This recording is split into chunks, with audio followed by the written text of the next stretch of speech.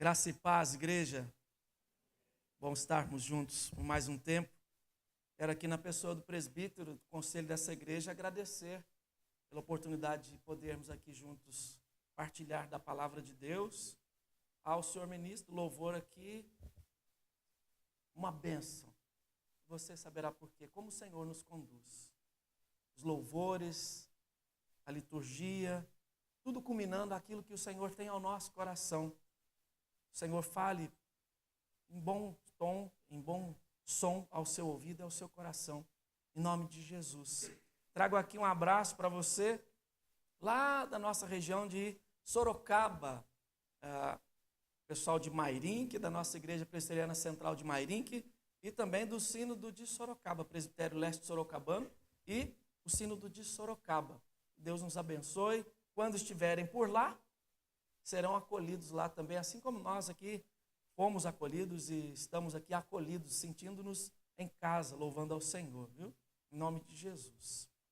Meus irmãos, a palavra de Deus relata para nós momentos agudos, ácidos, difíceis do povo de Deus, tempos em que o povo de Deus passou angústias, dificuldades, tempos em que o povo de Deus foi também acometido da justiça de Deus, como aqui o irmão mencionou, a justiça de Deus vindo através de outras pessoas, como o rei Nabucodonosor, o rei da Babilônia, que no ano 605 leva o povo, ou cerca Jerusalém, e no ano 596 o povo então vai ser levado cativo. Mas o Senhor vai restaurar o povo um pouco adiante.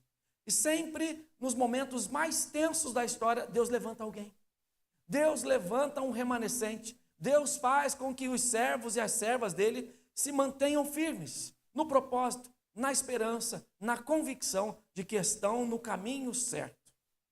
Um dia na história, para ser mais preciso, o dia 28 de agosto de 1963, um homem estava numa luta ferrenha em favor de trabalho e de igualdade social nos Estados Unidos, numa marcha sobre Washington. Ele faz o seu célebre discurso. Exatamente. Martin Luther King faz o seu célebre discurso dizendo: eu tenho um sonho. Eu tenho um sonho de ver esse povo unido. Eu tenho um sonho de ver escravos e senhores caminhando juntos, filhos de escravos andando junto com os seus líderes, bendizendo ao Senhor. Esse era o desejo de Martin Luther King. Anos se passaram e em 4 de abril de 1968 ele é assassinado. E parecia então que o sonho havia se acabado. Até que Deus levanta em fevereiro de 2008 um outro homem com um outro discurso. Aliás, um mesmo discurso parecido e embasado também nas lutas de Martin Luther King. Um homem chamado Barack Obama, que também fez um discurso famoso chamado Yes, we can. Sim, nós podemos. Se nós olharmos a história destas pessoas, os discursos dessas pessoas, e olharmos para as Escrituras, Deus nos convoca a também dizer essas coisas. Sim, nós podemos. Nós podemos também sonhar uma igualdade, sonhar uma retidão, sonhar a justiça perfeita sendo aplicada aos corações. E isso só tem um jeito de acontecer. Isso só tem um jeito de acometer um povo, uma nação. É através da palavra do Senhor. Anos atrás, quando ainda os Estados Unidos eram ainda a chamada Nova Inglaterra, um francês chamado Alexis Tocqueville foi visitar as colônias que seriam americanas, porque a democracia que havia, o cuidado com as pessoas era algo distinto de outras nações aristocratas. E esse homem leva aquela bagagem toda para a França. A França que já teria, então, um começo difícil com João Calvino, quando o evangelho foi levado para ser pregado aos franceses. Lutas, dificuldades, mas aquele povo não desistiu. Eles não desistiram porque olhavam para as Escrituras e encontravam o apelo do Senhor ou a força do Senhor conduzindo-os a continuar e não voltar atrás e não parar. E é por isso que o autor aos Hebreus escreve então no capítulo 10 que nós não somos daqueles que retrocedem. Nós somos daqueles que avançam para a glória do Senhor. Eu gostaria de pensar com você em tantos discursos, em tantas vidas, pessoas que lutaram pelo Evangelho para a glória do Senhor Jesus. Foram até mortos, mas permaneceram fiéis à palavra do Senhor. Pensando nisso, eu gostaria de ler com você a carta aos Hebreus, no capítulo de número 12. Carta aos Hebreus, no capítulo de número 12. Abra por gentileza a palavra do Senhor. Nós leremos do 1º ao 3º versículo. Carta aos Hebreus, capítulo 12, do 1º ao 3º versículo. Vamos ler a palavra do Senhor. Diz ao nosso coração a palavra de Deus: portanto, também nós, visto que temos a rodear-nos tão grande nuvem de testemunhas, desembaraçando-nos de todo o peso e do pecado que tenazmente nos assedia, corramos com perseverança a carreira que nos está proposta, olhando firmemente para o autor e consumador da fé, Jesus, o qual, em troca da alegria que lhe estava proposta, suportou a cruz, não fazendo caso da ignomínia, e está sentado à destra do trono de Deus. Considerai, pois, atentamente aquele que suportou tamanha oposição dos pecadores contra si mesmo, para que não vos fatigueis desmaiando em vossa alma. Vamos orar mais uma vez. Senhor bondoso, nós nos curvamos diante do Senhor. Nos curvamos diante da Tua palavra. Reconhecemos Tua soberania, reconhecemos Teu poder, reconhecemos também a Sua doçura em nos abrir os olhos para as Escrituras. Faz isso ao nosso coração nesta noite. Orienta-nos, Pai, por amor do Teu nome e para a glória tão somente do Senhor. Queremos aqui, Senhor, uma só coisa: sermos edificados por Ti. Fala, Senhor, fala que o Teu povo ouve. Que seja isso para Teu louvor, em nome de Jesus. Amém. Portanto, também nós. Consegue repetir comigo? Portanto, também nós. Esse é o tema da nossa mensagem. Portanto, também nós. A carta aos Hebreus é escrita a um povo que está sendo perseguido. É a transformação. A carta aos Hebreus foi escrita por volta do ano 65. Já no ano de Cristo, no ano do domínio do Senhor. Fazia então pouco tempo, 30 anos, que o Senhor Jesus havia morrido. Estou arredondando as datas, tá? 30 anos que Jesus havia partido. O Espírito Santo havia descido sobre a igreja e a igreja está passando por tempos difíceis, porque no ano 64, quem está assumindo o Império Romano é o imperador chamado Nero. Aquele que põe fogo, aquele que destrói, aquele que persegue os cristãos. Esta carta foi escrita neste tempo, no tempo de angústia, no tempo de perseguição, no tempo próximo da destruição do templo. E o povo passava por dificuldades com outras religiões e dificuldades também para essa transição do judaísmo para o cristianismo. Nesta transição de judaísmo para cristianismo, aqueles que tomavam posse da fé em Cristo Jesus, criam em Jesus como Redentor, como Messias, eram agora perseguidos. Perseguidos por suas próprias famílias, perseguidos nas suas casas, nos seus trabalhos. Pessoas eram agora expulsas da cidade, expulsas dos lares, eram mandadas embora do trabalho. Os cristãos sofriam ferrenhamente uma perseguição.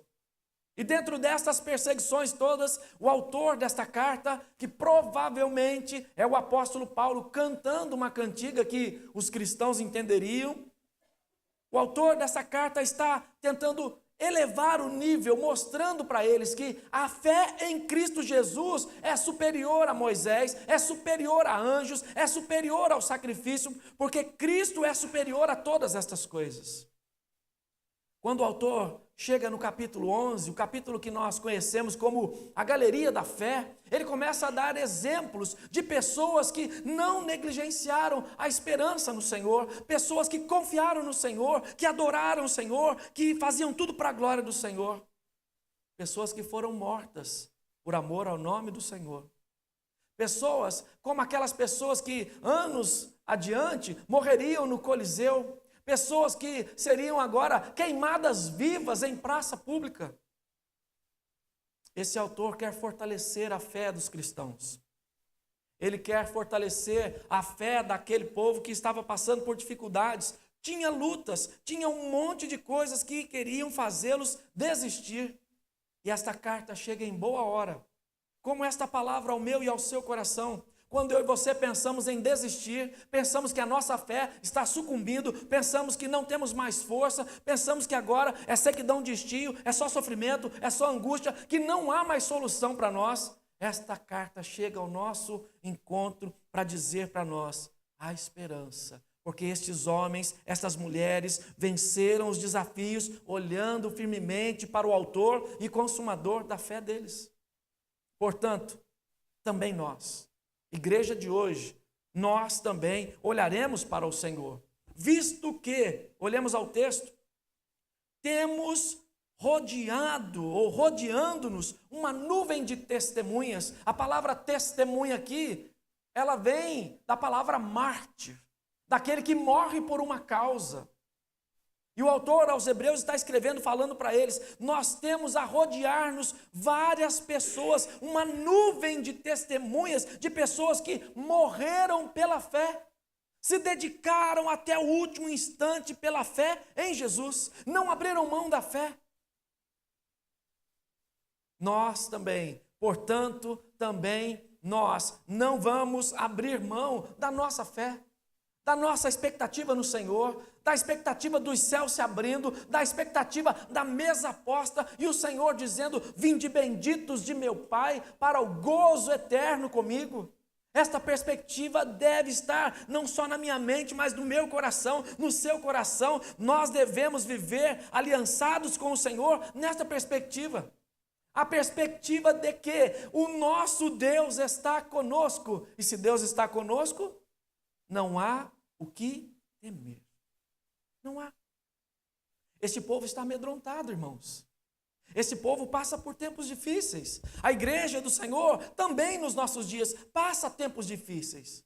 Passa lutas. É lógico que você vai passar lutas, porque o evangelho não é esse oba-oba que as pessoas pensam, que você vem para Cristo e seus problemas estão exterminados, acabados. Não. Agora você vai aprender a lidar com eles, com fé, com perseverança e com amor. É diferente. Portanto, também nós, em primeiro lugar, devemos nos desembaraçar ou tirar de nós tudo aquilo que nos atrapalha. A ideia do apóstolo aqui, ou do escritor da carta, é que o povo está correndo uma maratona. E esta maratona, esse atleta que está correndo, ele deve tirar todo o embaraço.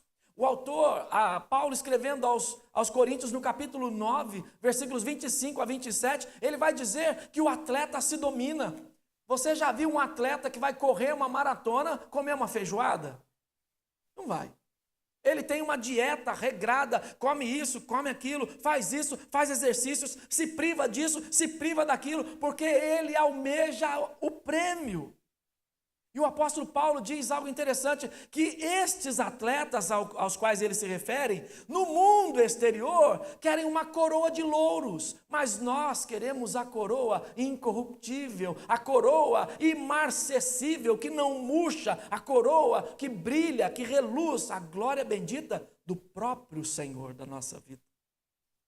Portanto, rodeado dessa grande testemunha de pessoas que já passaram por lutas, pessoas que já passaram por dificuldades e continuaram confiando no Senhor, é necessário que eu e você nos desembaracemos de toda coisa que nos atrapalha. E todo o peso do pecado aqui que ele se refere, é porque muitas vezes eu e você somos acometidos do pecado de desistir, de abandonar, de dar as costas, de pensar que o evangelho não valeu nada, que Jesus Cristo é só uma historinha. Não, meus irmãos, não é uma historinha. Essa é a história da nossa redenção. Essa é a história do Deus Todo-Poderoso que mandou o seu Filho para nos resgatar, nos tirar do lamaçal, colocar em nós vestes alvas, vestes brancas, e agora eu e você, que somos aquela multidão já vista por João. Quem são esses? Esses são aqueles que lavaram as suas vestes no sangue do Cordeiro. Pessoas que confiaram em Jesus. Pessoas que no embaraço da vida, nas dificuldades da vida, nessa maratona que é a vida, tirou todo o peso e olhou para a cruz e encontrou salvação, encontrou direção para a vida, encontrou propósito para viver. Se nós, como igreja, queremos ter um propósito para viver, basta-nos olhar para a cruz. Olhe para a cruz. Olhe para a cruz. No dia da angústia da sua vida, olhe para a cruz. No dia da dificuldade, olhe para a cruz. No dia da sua dor, olhe para a cruz. No dia também da sua esperança, olhe para a cruz. Porque é só na cruz que você vai encontrar o alento para a sua alma. No dia da sua vitória, olhe para a cruz. Porque a palavra de Deus nos garante que o Espírito Santo intercede por nós e o próprio Cristo, Hebreus 7:25, intercede por nós. Jesus está ao seu lado. Vamos tirar todo o embaraço, todo o peso, tudo aquilo que nos atrapalha. Olhando para esta linguagem atlética aqui, o atleta tinha que tirar tudo que lhe atrapalhava. Hoje você vê as tecnologias nos tênis, nas roupas leves, para o atleta ter mais celeridade, agilidade. E é disso que este apóstolo está falando, é disso que esse homem está falando. Não se amedrontem, tire tudo aquilo que é temerosidade do coração de vocês e olhem firmemente para o autor e consumador da vossa fé. O texto ainda avança no versículo 1 dizendo que este pecado, ele é um pecado como aquele atleta quando você está correndo e o seu opositor está atrás de você, querendo te superar, querendo passar você para trás, querendo te enganar. Esse pecado que tenazmente nos assedia é o pecado de eu e você acharmos que em Cristo nós não somos mais que vencedores. O apóstolo Paulo já nos disse isso, inspirado pelo próprio Senhor, já disse que em Cristo Jesus nós somos mais que vencedores. Essa é uma grande realidade para a igreja, irmãos. Só que nesta realidade, eu e você temos que crer, mas não somente crer intelectualmente. Há uma diferença entre intelecto e coração, e essa diferença é 40 centímetros, 45 centímetros, que nos separam da intelectualidade para uma fé convicta. Tenha fé em Jesus, confie no Senhor Jesus, descanse no Senhor Jesus. Eu e você devemos correr, olhe para o texto, versículo 1 ainda, corramos com perseverança a carreira que nos está proposta. A palavra carreira aqui, esta carreira que eu e você temos que caminhar, ela vem do grego agona, de onde vem a palavra para nós agonia, sofrimento. Não é fácil, viu, meu irmão? Não é fácil para você, jovem. Não é fácil, minha irmã. Não é fácil, meu irmão. É com agonia, é com choro, é com dificuldade. O caminho para a igreja é o caminho estreito. Mas é o caminho que conduz para a salvação. Qual é a receita para isso, então? O próprio autor da carta vai dizer que nós podemos nos desembaraçar de todo pecado, de todo assédio, de toda dificuldade nesta agônica caminhada ou carreira, nessa jornada que nós estamos. Ele dá uma receita para nós. Versículo 2. Olhando firmemente para o autor e consumador da fé, Jesus, o qual, em troca da alegria que lhe estava proposta, suportou a cruz, não fazendo caso da vergonha, ignomínia, e está sentado à destra do trono de Deus. Ah, meus irmãos, sabe o que ele está dizendo? Quem confia no Senhor, reinará com o Senhor. Se você espera em Deus, se você confia em Deus, olhe para o autor e consumador da sua fé, olhe para Jesus, no dia da sua adversidade, olhe para Jesus, olhe para a cruz. Essa caminhada é difícil mesmo, e virão dias que eu e você vamos pensar em desistir. Será que somos chamados mesmo? Será que Cristo morreu por mim mesmo? Será que eu sou mesmo um salvo? Será mesmo que vale a pena tudo isso? E o Espírito Santo fala assim: eu estou com você, eu te consolo, eu fui enviado para consolar você, eu fui enviado para fazer-te lembrar das coisas que o Mestre ensinou aqui. O Espírito Santo vem com aquela doçura e inunda o nosso ser, com aquele abraço lenitivo, aquele consolo na nossa vida, aquela esperança no nosso coração, que ele mesmo aqui nesta carta diz que é com ciúmes. Deus tem ciúmes de você. Deus se importa com você. E Ele quer que você olhe para Ele, confie nele, descanse nele. Assim como os servos lá do passado. A galeria dos heróis da fé começa a falar de pessoas que eram pessoas simples, que faziam coisas para a glória de Deus. O Abel ofereceu o mais excelente sacrifício. É disso que o autor está falando, de pessoas que estavam ali caminhando para a glória do Senhor, dos patriarcas que faziam tudo para a glória de Deus, reconhecia Deus. Ô irmão, ô minha irmã, nós precisamos reconhecer quem é o autor e consumador da nossa fé. Nós precisamos saber dar razão da nossa esperança, ou como é o livro mais vendido da nossa editora, da Casa Editora Presbiteriana, a razão da nossa fé. Nós, presbiterianos, temos que saber a razão da nossa fé. A razão é Jesus. Jesus. Pensando nisso, esses homens então aqui são elencados para mostrar para nós que passaram tempos difíceis, passaram angústias, passaram perseguições, escravidão, mas se mantiveram fiéis. A palavra do capítulo 11, ela mexe com a gente, porque essas pessoas da fraqueza tiraram força. Sabe quando você não tem mais força? Sabe quando você quer desistir? Sabe quando você está dentro da caverna, Elias, e Deus manda um sissi para você e fala: ei, sai da caverna, eu estou com você, eu não desisti não. Senhor, mas eu estou sozinho, só eu fiquei. Não, Elias, tem mais gente que não desistiu. Junte-se aos que não desistem. Você não retrocede, você caminha para frente, você avança. A igreja do Senhor deve avançar em todo tempo e para a glória do Senhor, tão somente para a glória do Senhor. Mas volte os olhos ao texto, que agora o autor quer nos trazer uma reflexão. E ele diz então no versículo 3, considerai. O que ele está falando é, para um pouco aí então e faça uma reflexão. Olhe para estas pessoas comuns, olhe para a vida destes servos do Senhor no passado, que deixaram tudo, abandonaram tudo, por amor à causa. Eles também passaram angústias. O autor vai falar de coisas que estes judeus agora convertidos pela cruz entendem. Eles conhecem Moisés, eles conhecem os profetas, eles sabem que o profeta Isaías foi morto, cerrado ao meio pelo seu neto.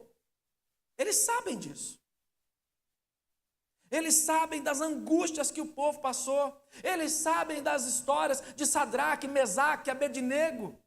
Eles sabem da história de Daniel na cova dos leões. Eles sabem da história de Ezequiel, que estava lá e passou duras angústias para a glória de Deus. Eles sabem das histórias do profeta Isaías, como aqui mencionei. Eles sabem da história de cada um dos servos do Senhor, porque o povo contava essas histórias. Sabe quando em família a gente começa a contar, o seu avô veio de tal lugar, a sua avó era de tal lugar, eles se encontraram.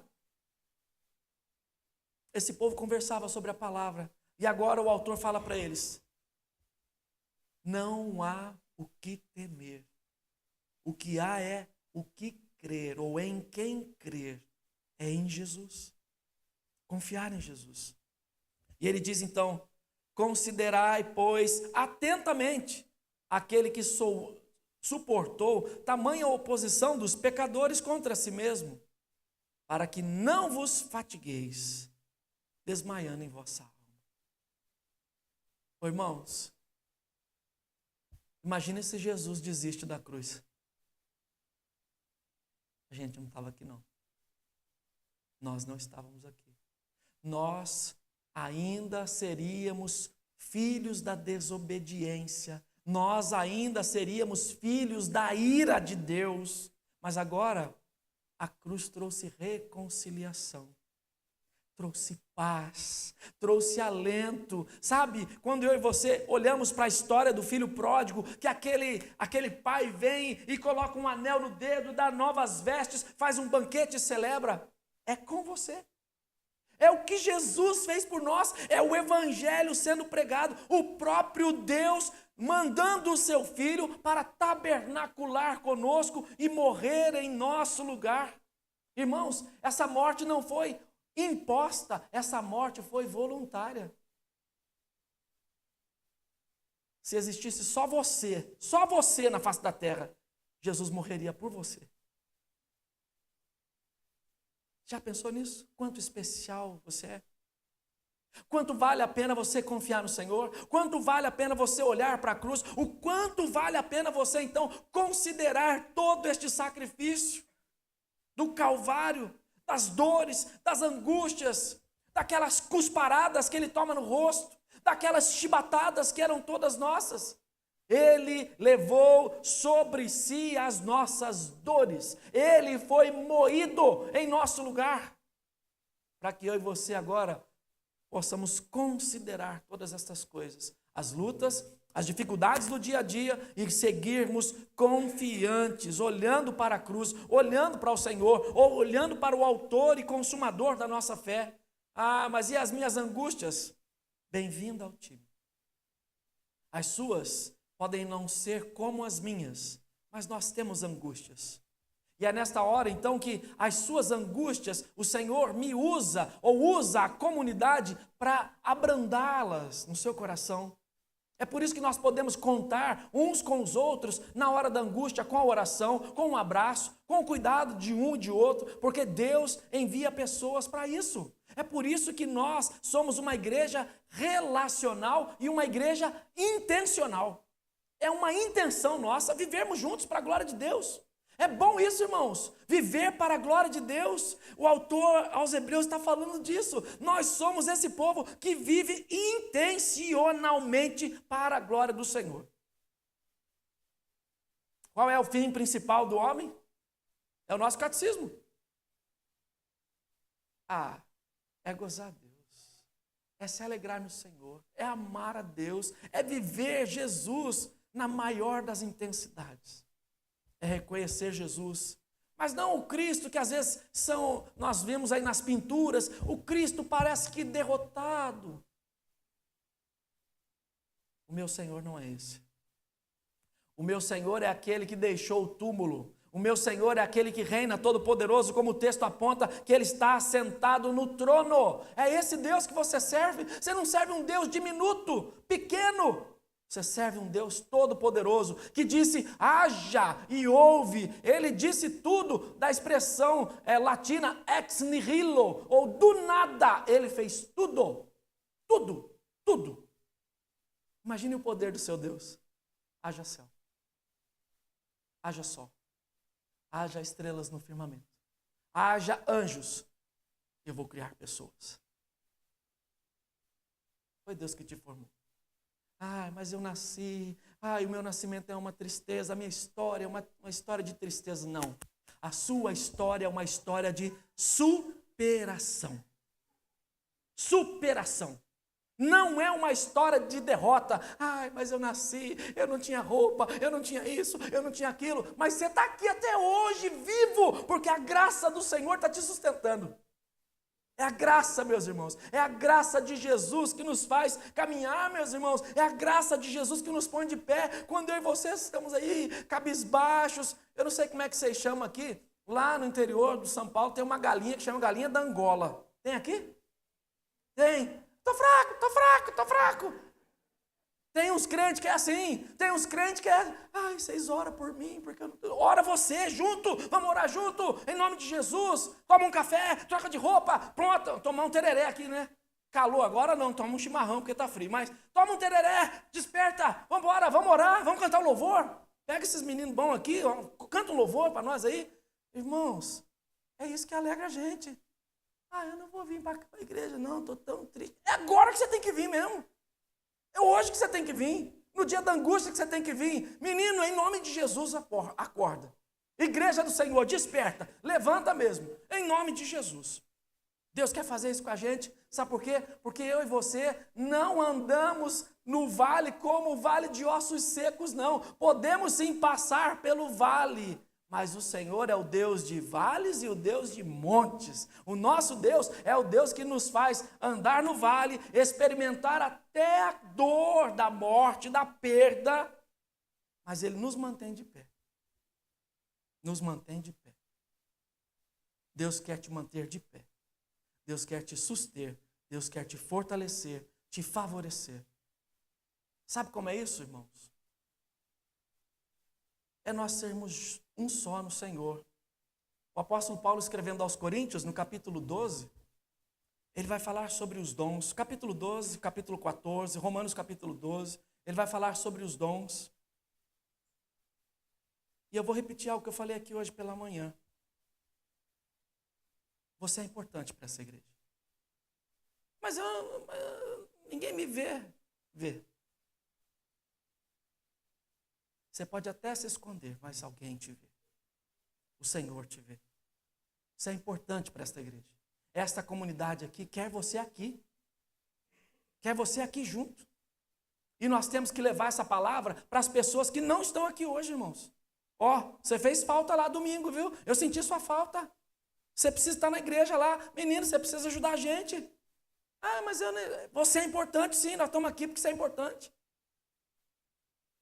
É por isso que nós somos uma igreja acolhedora, irmãos.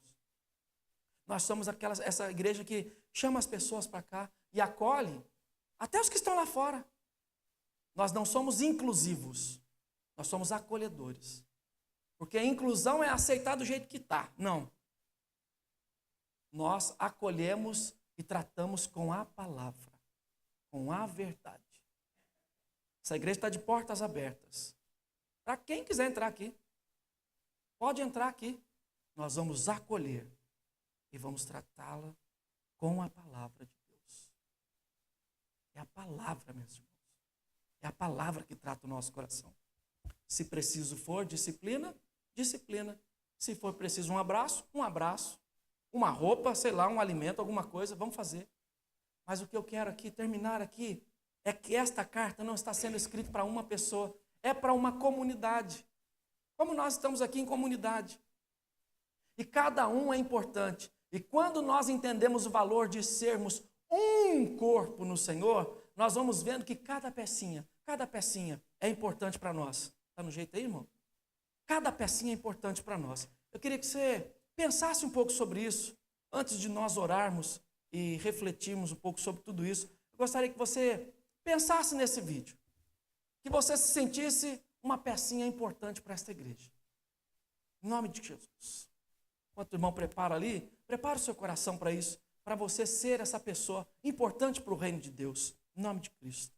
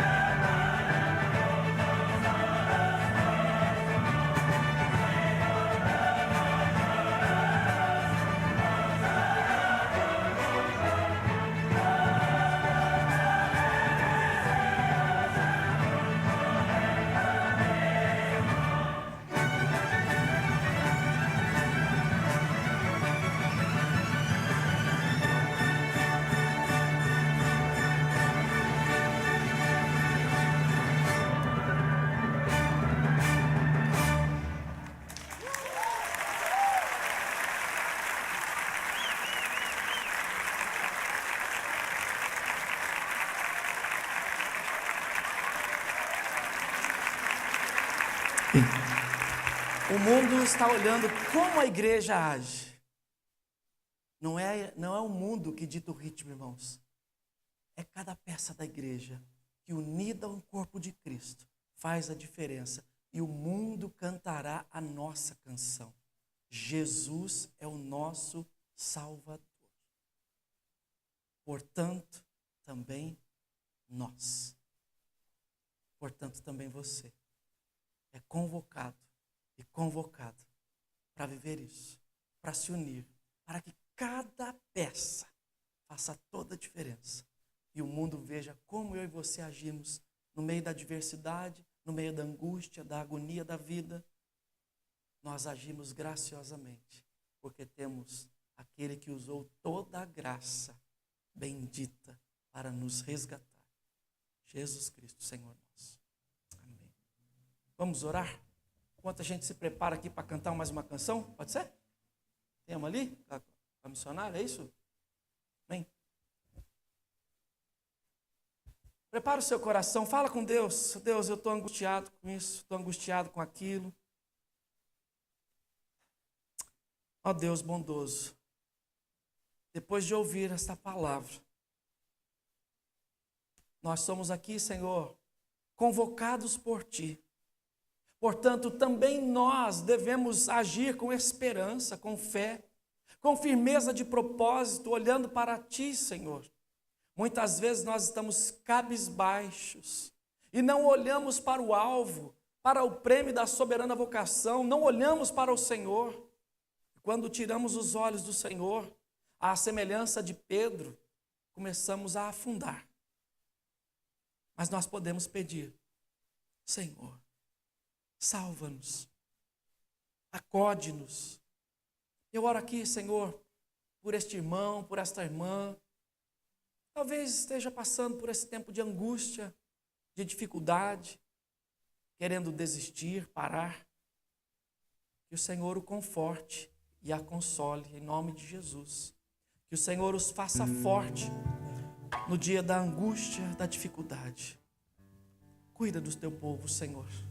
O Senhor tem cuidado de nós, nós louvamos a Ti e pedimos ao Senhor: cuida de nós, nós dependemos do Senhor.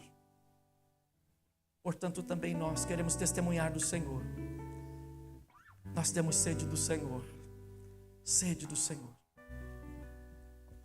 Oh Deus, dá graça ao Teu povo.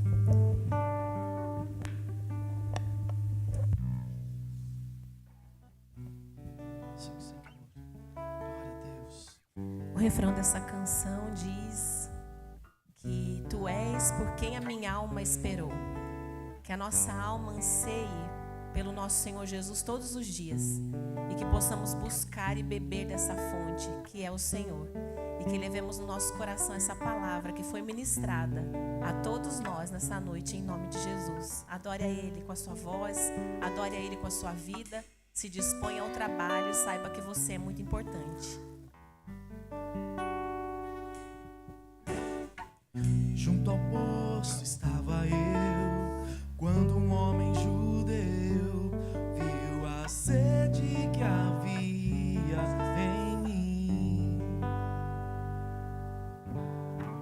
Sem me ouvir, conheceu e me ofereceu uma água que jorra sem fim. Dá-me de beber, pois tenho sede. Não quero mais buscar em outras fontes. Não precisarei aqui voltar pra minha sede saciar, uma vez que eu já ouvi Teu falar. Tu és por quem a minha alma esperou, a fonte da vida que me encontrou. És o dom de Deus, o Messias, o meu Salvador.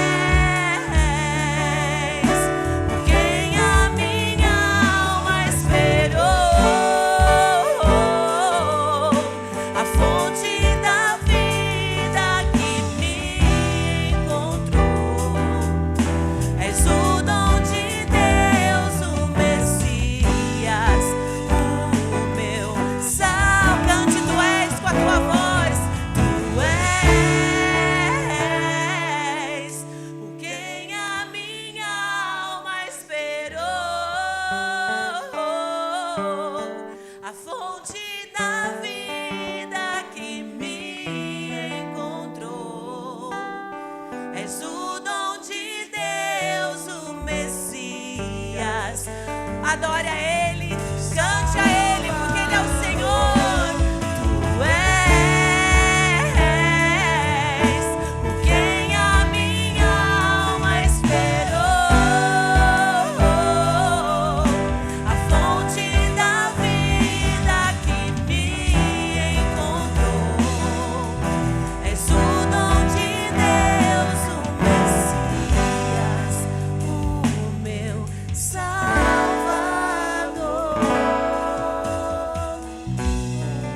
De Deus repousem sobre todos vós, povo do Senhor, hoje e até o grande dia da alegria plena, em nome e para a glória dele, o Senhor Jesus. Amém. Deus te abençoe em nome de Jesus. Mais uma vez, irmãos, eu agradeço ao conselho, ao pastor Clóvis, pela deferência, pelo convite, e te convoco a viver para a glória do Senhor, em nome de Jesus. Tem uma música de vocês, como pós-luz? Tem?